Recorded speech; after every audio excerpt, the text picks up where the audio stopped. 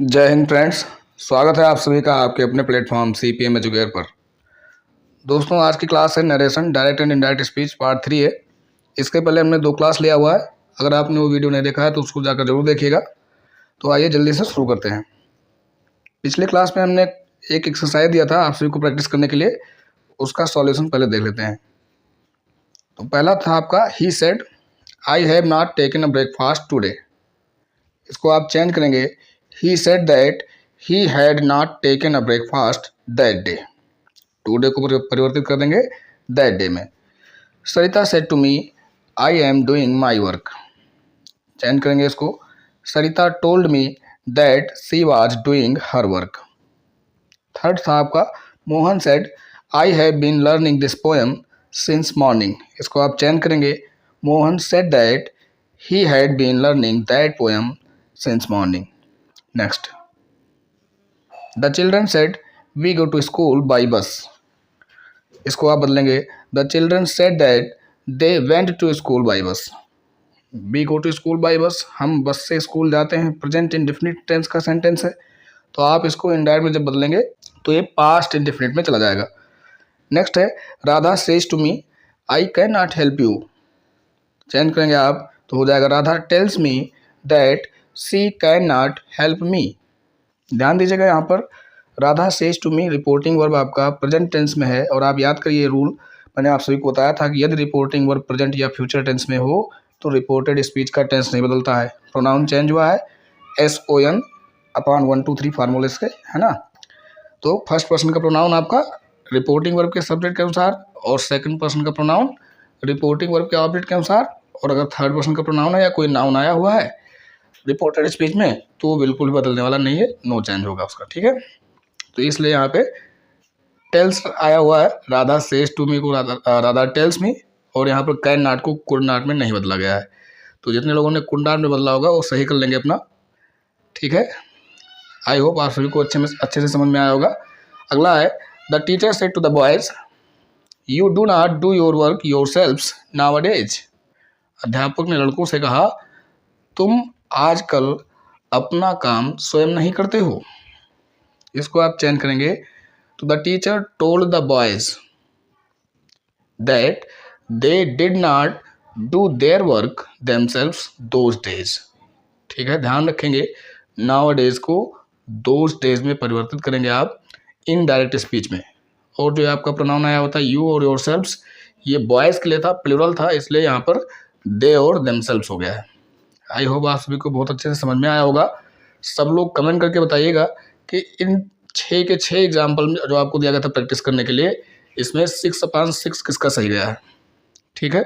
और previous video में बहुत सारे बच्चे कमेंट कर रहे थे कि सर कंप्लीट पढ़ाइएगा बोर्ड एग्ज़ाम को लेकर, बोर्ड एग्ज़ाम को डेडिकेट करके। तो मैं आप सभी को बताना चाहता हूँ कि आपको क्लास 10th और 12th यूपी बोर्ड हो चाहे CBSE बोर्ड हो, दोनों के लिए उपयोगी होगा। कंप्लीट सिलेबस कवर कराया जाएगा according to NCERT। Grammar section तो सबके लिए सेम है, और NCERT की बुक आपको पढ़ाई जाएगी, बुक भी पढ़ाएंगे, ठीक है, चैप्टर वाइज। तो बिल्कुल भी तनाव नहीं लेना है, बस पढ़ते जाना है।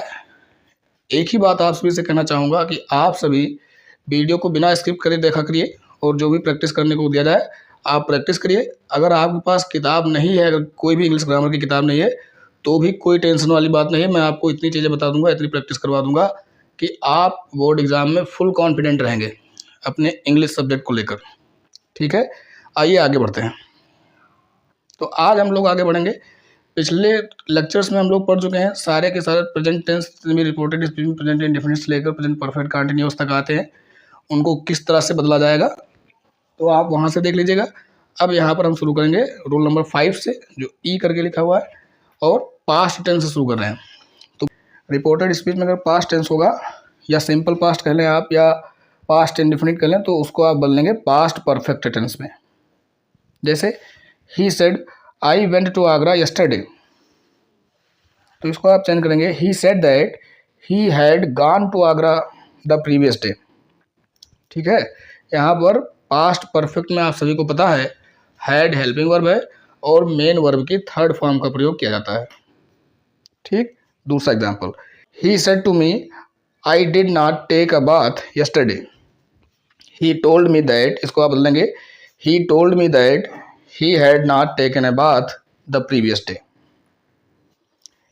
Note, if reported speech expresses historical fact or action done together in the past, tense will not be changed। यदि रिपोर्टेड स्पीच ऐतिहासिक तथ्य या भूतकाल में हुए काम जो साथ साथ हुआ हो, अगर इसको प्रेजेंट करे तो आप रिपोर्टेड स्पीच का टेंस नहीं बदलेंगे। ठीक है, आइए एग्जाम्पल के माध्यम से समझते हैं।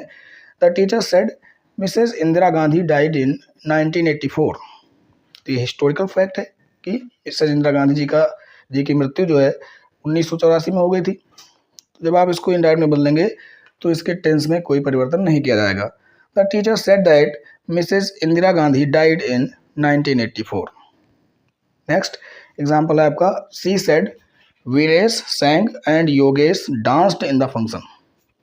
उसने कहा कि वीरेश ने गीत गाया और योगेश ने नृत्य किया उस कार्यक्रम में, है ना। तो जब ये काम जो है साथ साथ हुआ है, तो ऐसा बोध हो रहा है, तो आप इसको बदलेंगे तो इसका टेंस में कोई परिवर्तन नहीं करना होगा। She said that Viresh sang and Yogesh danced in the function. ठीक है, अब अगला रूल है आपका, पास्ट कंटिन्यूस अगर होगा रिपोर्टेड स्पीच में तो आप उसको पास्ट परफेक्ट कंटिन्यूस में बदल देंगे। Past continuous changes into past perfect continuous. जैसे he said my sister was doing her work, तो आप इसको चेंज करेंगे he said that his sister had been doing her work.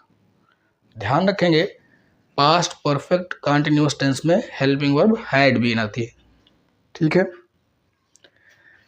अगला एग्जाम्पल है, I said to the boy you were not speaking the truth.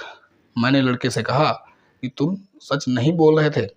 तो आप जो इसको इनडायरेक्ट स्पीच में परिवर्तित करेंगे तो हो जाएगा I told the boy that he had not been speaking the truth. ठीक है, अगला नियम है आपका, no change in past perfect and past perfect continuous. इसका मतलब ये हुआ कि अगर रिपोर्टेड स्पीच में दिया गया सेंटेंस पास्ट परफेक्ट टेंस में है या पास्ट परफेक्ट कंटिन्यूस टेंस में है तो उसमें कोई परिवर्तन नहीं किया जाएगा, यानी कि टेंस में परिवर्तन नहीं होगा, अर्थात हेल्पिंग वर्ब नहीं चेंज होने वाली है, आपका प्रोनाउन चेंज होगा और वो इनडायरेक्ट स्पीच में परिवर्तित किया जाएगा। ठीक है, ये नहीं कि उसको इनडायरेक्ट में ही नहीं बदलेंगे, इनडायरेक्ट स्पीच में बदला जाएगा लेकिन उसके वर्ब में परिवर्तन नहीं होगा। ठीक, पहला एग्जाम्पल देखते हैं, she said to him I had passed the examination. तो इसको आप चेंज करेंगे, she told him that she had passed the examination.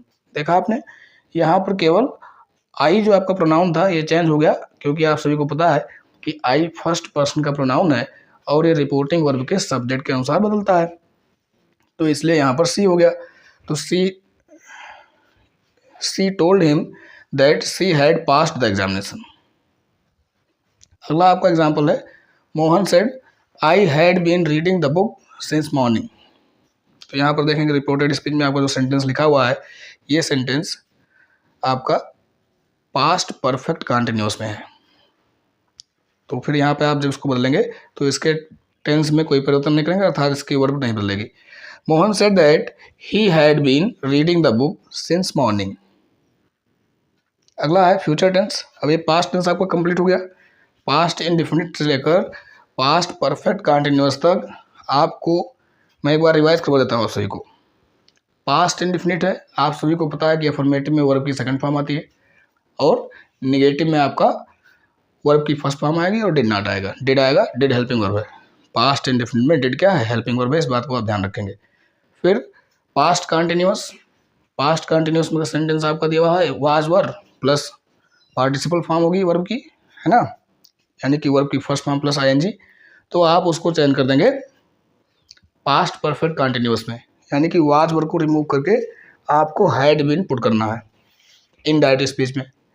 ठीक, और फिर जो तीसरा आपको नियम हमने बताया यहाँ पर कि अगर रिपोर्टेड स्पीच पास्ट परफेक्ट या पास्ट परफेक्ट कंटिन्यूस में होगा, अर्थात वहाँ पर helping verb had plus main verb की थर्ड फॉर्म आई हुई है, या हेल्पिंग वर्ब हैड बीन, जैसे कि दूसरे वाले एग्जाम्पल में आप देख रहे हैं आई हैड बीन, और वर्ब की पार्टिसिपल फॉर्म है यानी कि V1 प्लस ING है, तो ऐसे कंडीशन में उसका टेंस नहीं बदलेगा। ठीक है, तो बहुत ही सिंपल था। आई होप आप सभी को अच्छे से समझ में आया होगा। अब बढ़ते हैं आगे, फ्यूचर टेंस के बारे में पढ़ना है, और फ्यूचर टेंस और जी है आपके लिए। केवल एक ही बात आपको ध्यान रखना है, आप सभी को पता है कि शैल और विल दो हेल्पिंग वर्ब हैं फ्यूचर टेंस में, और फ्यूचर कंटिन्यूअस में शैल बी विल बी होता है, फ्यूचर परफेक्ट में शैल हैव विल हैव होता है हेल्पिंग वर्ब, और फ्यूचर परफेक्ट कंटिन्यूअस में शैल हैव बीन या विल हैव बीन होता है। आप सभी को यह भी पता है कि शैल का प्रयोग हेल्पिंग वर्ब के रूप में केवल आई और वी के साथ होता है, बाकी सभी सब्जेक्ट के साथ विल का प्रयोग होता है। ठीक है, तो यहाँ पर एक ही बात ध्यान रखना है कि फ्यूचर टेंस में जब आप उसको इनडायरेक्ट स्पीच में परिवर्तित करोगे तो केवल शैल और विल ही बदलेगा शुड और वुड में, और वह भी नए सब्जेक्ट के अकॉर्डिंग। नए सब्जेक्ट का कहने का क्या मतलब है कि जब आप रिपोर्टेड स्पीच का प्रोनाउन परिवर्तित कर देंगे इनडायरेक्ट स्पीच में, तो जो प्रोनाउन या जो सब्जेक्ट आया होगा उसके हिसाब से शुड या वुड आएगा। इन फ्यूचर टेंस शैल और विल चेंजेज इनटू शुड और would in indirect speech. For example, he said to me, you will do this work. तो he told me that I should do that work. देखा आपने यहाँ पर ऊपर यानी कि डायरेक्ट स्पीच में यू के साथ विल आया हुआ है, लेकिन जब आपने इसको चेंज किया इनडायरेक्ट स्पीच में तो ये यू आपका सेकंड पर्सन का प्रोनाउन था, ये रिपोर्टिंग वर्ब के ऑब्जेक्ट के अनुसार चेंज हुआ तो ये आई हो गया। अब आई के साथ शैल आता है, इसलिए यहाँ पर विल का वुड नहीं किया गया है, आई के अकॉर्डिंग शुड का प्रयोग किया गया है। ठीक है, समझ में आया सबको? I should do that work, this को दैट में कन्वर्ट कर दिया गया। ठीक, अगला एग्जांपल है he said the child will be playing. इसको आप चेंज करेंगे तो ही said that the child would be playing हो जाएगा। I said he will have killed the snake. मैंने कहा उसने सांप को मार दिया होगा। तो इसको जब आप चेंज करेंगे इंडायरेक्ट में तो देखिए फ्यूचर परफेक्ट का है, विल हैव आया है प्लस वर्ब की थर्ड फॉर्म आई है ना। सभी परफेक्ट टेंस में वर्ब की थर्ड फॉर्म आती है, आप सभी को पता है। तो जब आप इसको बोलेंगे तो हैव का हैड नहीं होना है, केवल विल का वुड हो जाएगा। ठीक है, और वो भी वुड यहाँ पर ही के अकॉर्डिंग हुआ है, अगर प्रोनाउन चेंज हुआ होता आई हो गया होता तो यहाँ पे शुड हो जाता फिर। ठीक है, तो I said that he would have killed the snake. ठीक है, अगला। तो इस प्रकार फ्यूचर टेंस आपका कंप्लीट हो गया। यहाँ पर एक एग्जांपल हमसे छूट गया है, जो फ्यूचर परफेक्ट कंटिन्यूअस का कोई एग्जांपल हो रिपोर्टेड स्पीच में, तो आप उसको समझ लेंगे। मैंने आपको भी बताया ही कि आपका शैल हैव बीन और विल हैव बीन होता है हेल्पिंग वर्ब, तो जब आप उसको चेंज करेंगे इनडायरेक्ट में ना तो वहाँ पे शुड हैव बीन या वुड हैव बीन हो जाएगा according to subject in indirect speech. ठीक है, अब आगे बढ़ते हैं। अगर आपका रिपोर्टेड स्पीच में दिया गया सेंटेंस में मे या कैन आया हुआ है तो आप उसको मे को माइट में परिवर्तित करेंगे और कैन को कुड में। एग्जाम्पल के माध्यम से समझ लेते हैं। He said the boy may go, he said that the boy might go. ठीक है, she said I can solve this question, तो इसको आप चेंज करेंगे she said that she could solve that question, this question को that question में change कर दिया गया। ठीक है, तो इस प्रकार आपका असर्टिव सेंटेंस कंप्लीट हो गया। अगर असर्टिव सेंटेंस में कोई बात नहीं समझ में आई होगी तो आप कमेंट करके ज़रूर बताइएगा, और ये मैं कुछ एक्सरसाइज आपके लिए लेकर आया हूँ, आप इसका प्रैक्टिस करिएगा और इसका सॉल्यूशन नेक्स्ट क्लास में मिल जाएगा। नेक्स्ट क्लास में हम लोग इंट्रोगेटिव सेंटेंसेस और इम्परेटिव सेंटेंसेस को जो है इनडायरेक्ट स्पीच में बदलना सीखेंगे एक साथ दोनों। तो उसके लिए आप सभी तैयार रहेगा। उसके पहले आपको ये प्रैक्टिस करना है और इसका सॉल्यूशन नेक्स्ट वीडियो में आपको मिलेगा फिर। ठीक है, आप सब देख पा रहे होंगे, फिर भी मैं एक बार पढ़ देता हूँ। Change the followings into indirect speech. पहला, Sheela said to Meera you did not come here yesterday. Next, Mukesh said to me I will buy a pen tomorrow. My mother said India got freedom on 15th August 1947. She said to me, Amrit sang and Mohit danced in the function. They said, we can't allow any outsider to play in this ground. उन्होंने कहा कि हम किसी बाहरी व्यक्ति को या किसी बाहर वाले को इस मैदान में खेलने की अनुमति नहीं दे सकते। Rahul said, I was not making a noise. Pooja said, I had not been coming to school for 5 days. He said, I will have been revising these chapters till morning. Radha said to me, I cannot help you. The teacher said to the boy, You may go now. तो ये 10 sentences हैं, 10 वाक्य हैं आपके, जिनकी practice आप सभी को करना है। आज की वीडियो में बस इतना ही। Thanks for watching. अगर आपको वीडियो पसंद आया हो तो लाइक करिएगा, अपने दोस्तों में भी शेयर करिएगा। चैनल पे नया है तो चैनल को सब्सक्राइब जरूर करिएगा। मिलते हैं जल्दी नेक्स्ट वीडियो में। धन्यवाद।